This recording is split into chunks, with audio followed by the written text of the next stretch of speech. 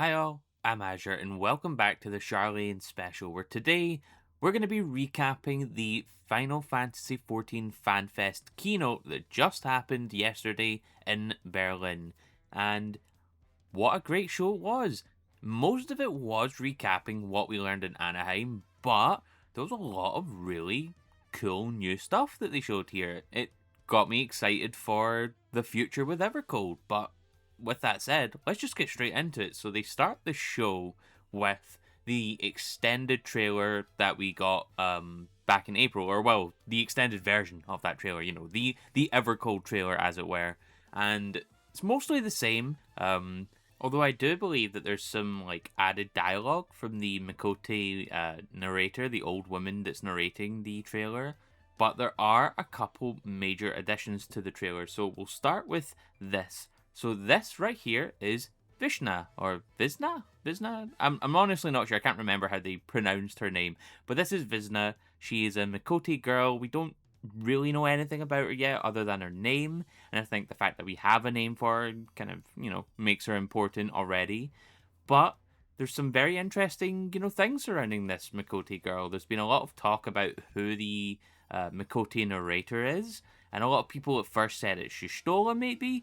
I've never subscribed to that theory. I just don't think it makes sense, personally. I think this is someone from the fourth, and I think right here with Vishna, we have our candidate. I believe that this woman is Vishna. Her design is very cool. It's very, like, engineering, very, like, mechanics, handsy type person. It's really giving me, like, a Sid Garland vibe. I think she might, maybe be the shard of Sid Garland in the fourth. So that would be honestly really, really cool to see that. And she has this kind of like wand staff thing, and it casts like a spell or like a rune. And it could be like the rune of water, because what she's, sitting on, which I will get into later on, is one of the quote-unquote realm ships. This is the realm ship of water that she is sitting on, but I will get into that in a moment. She also has this falcon here. Now, there's something that's very interesting that happened later on in FanFest. During a panel, I think it was just like a dev panel, Soken was there, and he was doing like this game of guess the sound effect. And he played a sound effect of what sounded like a combo action, and it had the sound of a falcon's cry in there. And the very interesting thing is his co-host, this is obviously all planned, okay? But his co-host was like, "What are you doing, Soken? That is a sound effect from the upcoming new DPS job." And then he's like huckled off the stage. It's really funny. But the DPS job coming up is gonna have a falcon in it somewhere. So I think it could be potentially very interesting that Visna here is, with this falcon. So it could be like a falconer job potentially. This could be a DPS, another pet job to go along with summoner. And I think that could be really cool. It could be really interesting to see that. Now, I don't think Visna is going to be the person that has this job. We already have a new character with a new job, which I'll get into in a moment. But I think, personally, it's going to be one of the Scions. Now, I'm leaning towards Alize right now, but I think Grahatia could also be an option, because Grahatia doesn't have a real job at the minute. He's the all-rounder, so he can fill out any slot in the duty support. But I think it would be cool to see him with his own unique job. But I do think it's going to be Alize, mainly because she is one of the oldest characters to have a job change. We've had a job change from pretty much everybody since Shadowbringers, because obviously we got Urianger is an astrologian, and Thancred is a gunbreaker. They both started in Shadowbringers. We got Alphino becoming a sage in Endwalker, and we got Kryl becoming a Pictomancer in Dawntrail. And the thing is, I don't see Ishtola changing from Black Mage. I think just the fact that, she's always been associated with magic. I think it just makes sense to keep her as that. Same with Estinian. Estinian, I could not see him as anything other than a Dragoon. I think it would be crazy to change him from Dragoon. So I think Alize, being a red mage, there is an aspect to physical combat with that. I think it could be really interesting to see Alize take a more martial approach. Obviously, she does cast spells, but having like a falcon that could, maybe cast spells, obviously it's a ranged physical DPS job. But I think it'd be really cool, honestly, to see Alize with a new job. She hasn't had a job change since Stormblood. I think it'd be really cool and be a good way to refresh, her look, her character. I would love to see it, to be perfectly honest. And also, we've got Beastmaster coming up as a limited job, so why not, have a pet job to kind of go along with that, Next, we get our first proper look at a new job in Evercold with this Rogadin guy here, this big bruiser guy with the two massive gun shields. This job is Bastion. This is the new tank job. It's going to be a main tank, as we heard about in Anaheim, and this guy looks just cool as hell. I'm really digging the design here. It's honestly really cool to see a Rogadin potentially have such a major part in the story. I think that's really cool. Rogadins aren't really something we really see that much. We had Kettenram and Dawntrail, but he didn't really do anything. But I think this guy looks awesome, so I really hope he's a mainstay with the Evercold cast. But we'll talk about Bastion more in just a moment. We also see Meteor in here, with Reaper being like the canon, quote-unquote, job of Evercold. And he just... it looks so cool. There's a reason why Reaper is my favorite melee DPS, and it's just this. He's using Enshroud here, and it looks so cool. It's really giving, Xenos, of course. Everyone's gonna think about Xenos whenever Meteor is using Reaper, and I think honestly, because they're showing more of Meteor as Reaper, a lot of people were saying that the final shot of the previous trailer, like the first trailer of Meteor standing on top of, that thing with the, the scythe, a lot of people thought that was going to be like a misdirect and they were going to have Zero there instead. Because they've done that kind of thing before where they've had a character in place of someone that they're hiding. But I really don't think it's going to be Zero. I think the fact that they've shown more of Meteor here, even using Enshroud, is proof to me that the DPS job, at least, isn't going to get shown off by Meteor. Because every single job, or the two jobs of each expansion, have been shown in every trailer since Shadowbringers. So I think we're going to see the other job in a trailer in Tokyo, most likely, and we're going to get the reveal of whoever's using that. But I think he looks awesome here. We then get some light story information. We learn about the big ships that I spoke about, the realm ships.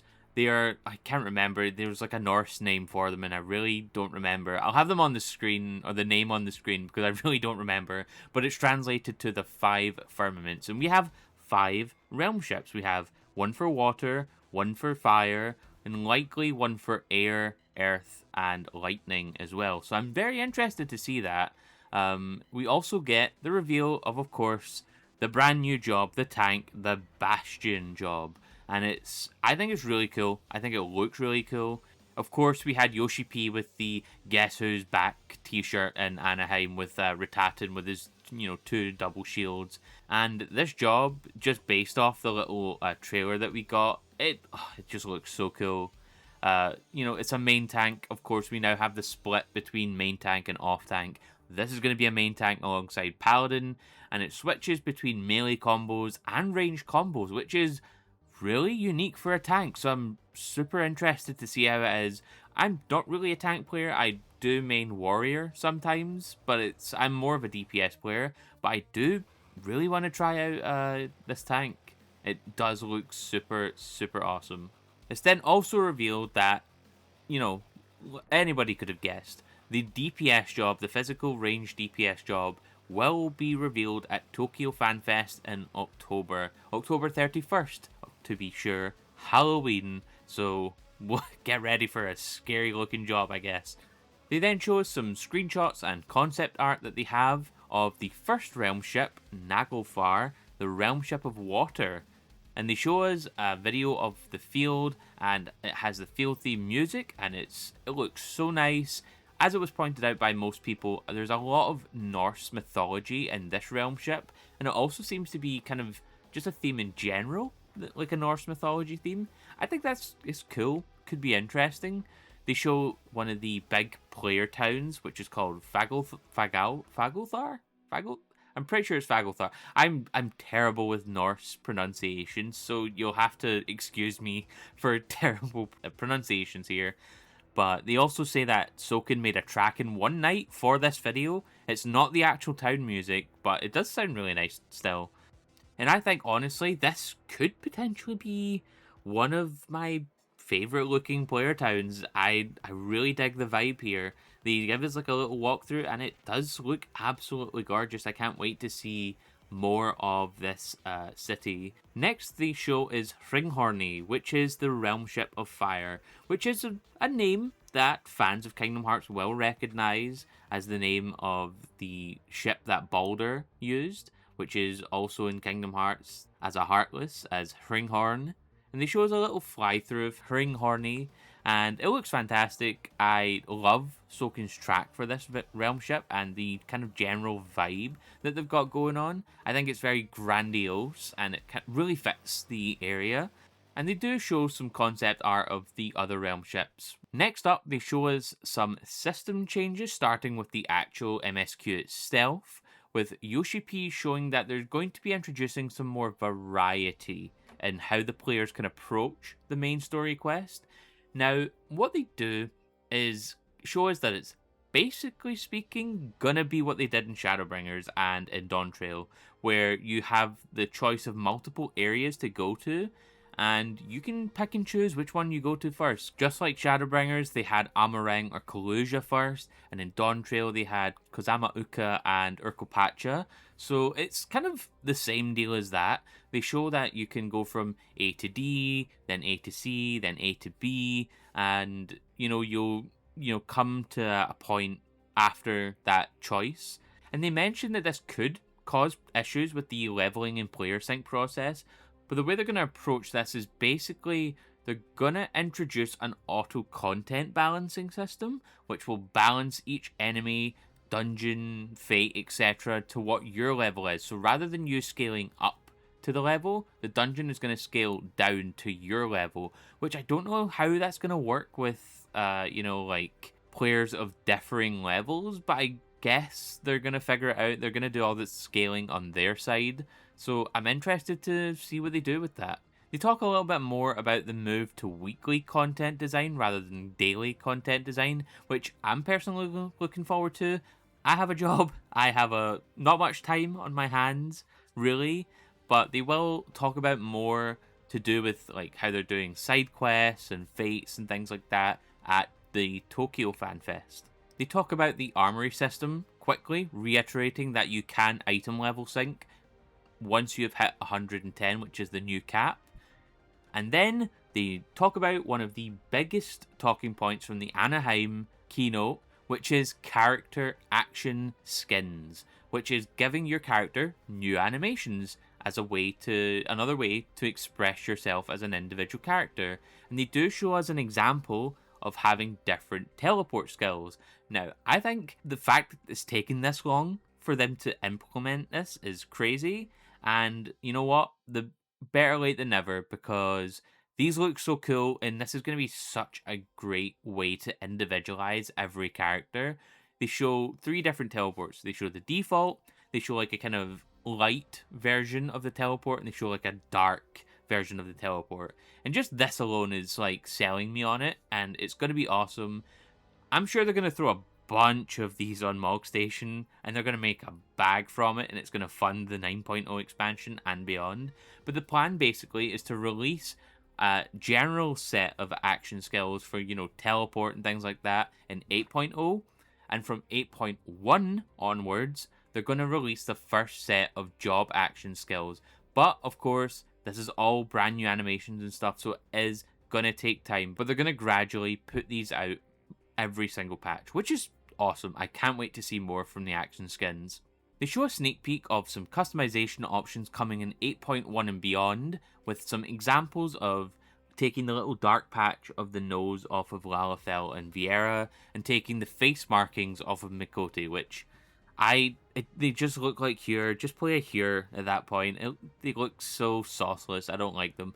But they do show aura horns being toggleable, so you can choose which horns you have, which is insane. They got a massive reaction from the crowd for that, so this is a very good change. I'm very much looking forward to that, considering I, myself, play an aura. So that's going to be really fun to see.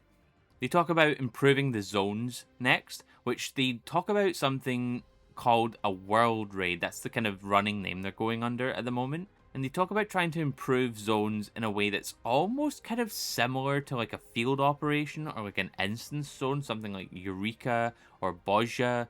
And I think that could be really cool. It could be a way to breathe life into older zones, because I think sometimes I like to, walk around or just roam around older zones just to, feel a vibe. And it's a little sad seeing them empty sometimes, really. So I think if this breathes new life into older zones, that could be really, really cool and really good for the game. They then address quest improvements, and they talk about having auto questing, which is such a mobile game thing. I don't like this. I'm not going to use it, obviously. They said it's entirely optional, so I'm not going to use it.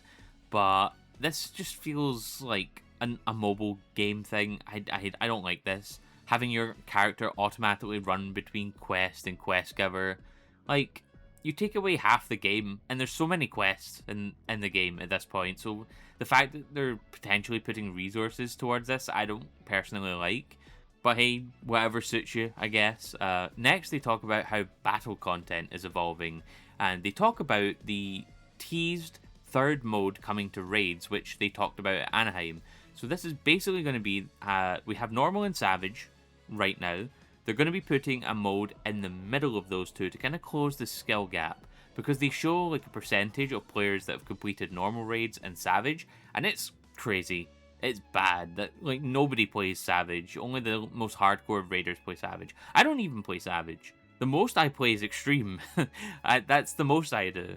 But they'll be doing like a middle tier, which is kind of close, like around about adjacent to an extreme trial, which I think is a really good way to close the gap on the difficulty. And they also explain that your gear will gradually be built up through a season, which is what they're doing. They're doing 2 patches, an odd and an even patch, which is now a season. They're not doing like season pass content and stuff. They've already, said that at Anaheim, and they reiterated that here. And of course, they get massive fanfare as they announce, same region player matching, which they announced in Anaheim. And they give us a roadmap. So basically, the beta test for same player region matching is going to happen in Japan commencing on the 12th of October. And once they've, ironed out all the kinks in Japan, made sure it's running smoothly, it's going to be gradually rolled out to NA, EU, and China as soon as they can. So that's really good to hear. They then go through some, additional features. They, of course, show the level caps, now 110, adding new treasure maps, new fates, new hunts, and they give us a little peek at some of the screenshots of some dungeons that will be coming in Evercold. You've got this very Norse-looking building. It's giving very Norse. You've got this beautiful field with this gorgeous skybox with the bubbles, and it's kind of, giving less fucked up Holminster Switch, which is cool. And finally, what is definitely a boss arena with a massive, almost crystalline water structure behind it. I can't really tell. It doesn't really look like the crystal that they show in the trailer. But this most likely is all coming from the same dungeon. It all looks like they're very water realm ship based.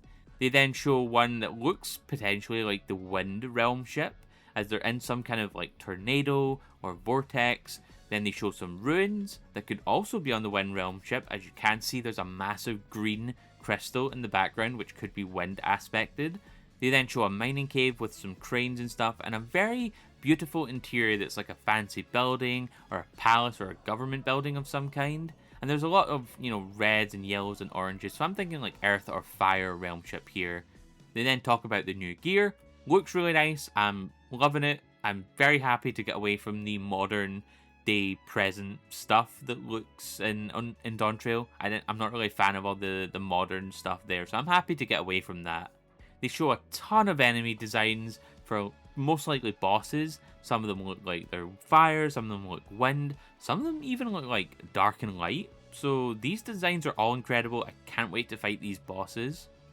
Next is a massive duty support update with an insane upgrade to the Chocobo companion system, of all things, that's been in place since A Realm Reborn and hasn't really been changed. So that was awesome to see. This is being overhauled with Evercold starting in 8.1, and they announce that you can do 2-player parties with 2 companions with your Chocobos. And that is insane. Could you imagine having a Chocobo as your tank or your healer? How does that even work in, like, not higher end content, but like present day, like Evercold content? How does that even work? Do you have to be like switched on for that? That's crazy. They're also revamping the Chocobo breeding system with this, and re-examining how the effects of Giselle greens and the basic commands work for Chocobos. They then briefly talk about the Evangelion collab, which is for the Alliance raid, with a different looking design for Unit 01, with Mahiro Maeda on board with this project. I don't really know who he is. I'm not really a fan of Evangelion. I don't really watch. I've seen like the original series once, but he has his credits here and he looks pretty big and really ingrained in Evangelion. So I'm looking forward to seeing what he contributes for the Alliance raid here. Next is arguably the biggest moment of the show and probably most people's highlight, and that is the announcement that the next 8-man raid series is Final Fantasy VII Remake. Yes, they have finally done it. They've finally pulled the trigger. After 13 years of Final Fantasy XIV, they have finally made a Final Fantasy VII collab. And we have Beyond the Livestream. This is Evercold's 8-man raid series. Yoshi P brings on Naoki Hamaguchi, the director of Final Fantasy VII Remake and the head of Creative Studio 1, to talk about Beyond the Livestream here. It will be written by Motomo Toriyama and the Final Fantasy XIV scenario team, with Kazushige Nojima as a supervisor. And of course, you can't have Final Fantasy VII without the art design supervision of Tetsuya Nomura, our favourite insane man. I really could have guessed that Nomura would have been involved with something like this, anything but Kingdom Hearts 4, but I digress. They do tease that we could be seeing some very familiar visitors from the Final Fantasy VII cast. They don't say anyone, but they do hint that we could be seeing some familiar faces. Now, this is great. I am actually really excited for this, but I don't think I like the fact that both raid series this expansion are going to be collaborations. I think it'll be fine. The battle content has been phenomenal for Dawn Trail, but I would have preferred at least one of the two being very Final Fantasy XIV, very story based. There's a difference between being inspired by the previous Final Fantasies and being collaborated with the Final Fantasies. Because, of course, we have things like the Eden raids, which are, Final Fantasy VIII inspired, but we also have the Nier Alliance raid, which is a Final Fantasy X Nier collab. So it's fine to be inspired, it's fine to do collabs. I just want to make that clear. I like the fact that they're doing collabs, but I think the balance is a very tricky thing to get right. I'm going to obviously hold judgment for, the actual raid series, both Evangelion and Final Fantasy VII Remake, to be done. I would like some more story stuff because it means that the MSQ is going to be the only story stuff that we get for all of Evercold, including the post-patch stuff. So I'm willing to, bite my tongue. I'm willing to, save judgment for later. But I do think this is a absolutely massive, thing. Final Fantasy VII is having its 30th anniversary next year. A lot of people saying that they're breaking the glass because Dawn Trail was a failure. That's not the case. Come on. They've actually been talking about this for a long time. Yoshi P has been asking for this for a long time. He's a big fan of Final Fantasy VII. And the fact that they've got a collab coming in the 30th anniversary year and Revelation is coming out next year, come on. This has been planned for a while. This is not a break glass moment. But alongside the announcement of Beyond the Livestream, the Evercold 8-man raid series, it is announced that Final Fantasy XIV will be getting a Final Fantasy VII Remake Gold Saucer within Final Fantasy XIV's Gold Saucer, which is, it's really cool. It's a really fun-looking Gold Saucer, and it comes with a typing game called Keybound Brawler, which is coming October 28th. This is a really fun, super cool addition to the Gold Saucer. You get to play this with 4 players, and, you know, they ask, what will you be keybound brawling for? This. You'll be keybound brawling for the Final Fantasy VII Remake Tifa and Barret outfits. Those Tifa outfits are going to hit the Mikote population like a nuclear bomb. It's going to be crazy. Everybody's going to be wearing that. As well as the inclusion of Barret's Gatling gun arm as a fashion accessory, which is really, really cool that they added that, because obviously you can't have a gun arm with your weapon. But that is super cool. Next, they announced that the first month of Final Fantasy XIV on Switch 2 will be entirely free to ensure server stability. And finally, to close off the keynote, they talk about the Final Fantasy XIV Evercold Collector's Edition with, again, Yoshitaka Amano doing the art of Meteor as Reaper on the cover, which, you know, another thing to show that Meteor is not going to be showcasing the DPS. I think it looks awesome. The Reaper figure looks sick as hell. I really want it. There's a tapestry of the 4th. They have a little Kotter mini plush, which is the new race of cat people that they have coming in Evercold, and a little keychain of Ethos, which is what the name of our key is, that allows us to travel between the shards. And they also show the digital goods here, which is including this awesome Valhallar Odin, which is based on Odin's appearance in Final Fantasy XIII, which also plays the battle theme, which is really, really cool. It seems like Evercold is going to have a lot of Final Fantasy XIII influence, so that's awesome to see. They also show the Entreat Crystal emote, which is the emote that the Warrior of Light uses when he's summoning allies from beyond the Rift, which is really cool. And they have the crystal versions of the Bastion's Skildborg weapons, which is really cool. They look pretty neat. But that will be all for the Final Fantasy XIV keynote from Berlin. It was a really good show. I gotta be honest, it was a really great show. A lot of really good stuff announced, and I'm looking forward to Tokyo.